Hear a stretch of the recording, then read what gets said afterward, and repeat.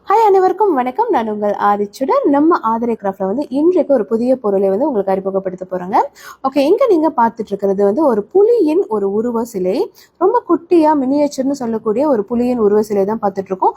இது தாய் எமுலட்னு சொல்லுவாங்க. இது நமக்கு ஒரு பாதுகாப்பு கவசமாக பயன்படுத்தக்கூடிய ஒரு சிறிய வகை சிலை வடிவம் தான். பாதுகாப்பு அப்படின்னு சொல்லும்போது எதற்காக இது நமக்கு பயன்படுத்த போறோம்னு நீங்க பாத்தீங்கன்னா, ஒரு பயந்த சுபாவம் உள்ளவர்கள் இல்ல இன்னும் ஒரு துணிச்சலை அதிகரித்து கொள்ள வேண்டும்னு நினைக்கிறவங்க இதை தங்களுடைய பாதுகாப்புக்கு தாராளமா பயன்படுத்தலாம். ஸோ இது நீங்க பாத்தீங்கன்னா ரொம்ப அருமையான ஒரு சிலை வடிவம்.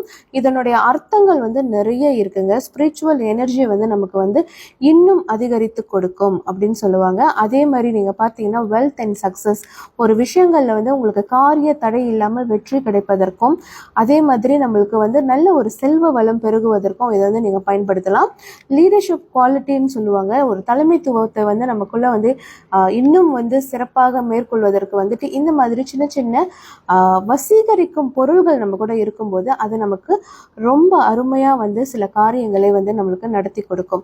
அது மட்டும் இல்லைங்க, இதற்கு நெகட்டிவ் எனர்ஜியை ரிமூவ் பண்ணக்கூடிய ஒரு தன்மை இருக்கிறது. அதாவது நம்மளுக்கு எதிரிகள் தொல்லை இருந்தாலோ இல்ல நமக்கு ஒரு கெட்ட தீய நண்பர்களுடைய ஒரு கஷ்டங்கள் இருக்கும்போது நமக்கு அதுல இருந்து பாதுகாப்பு கிடைக்கிறதுக்கும் நிறைய உதவி செய்யும். இது பிளாக் மேஜிக், அதாவது செய்வினை ஏவல் பில்லி சூன்யத்திலிருந்தும் இதை நம்ம பாதுகாக்கும்னு சொல்லுவாங்க.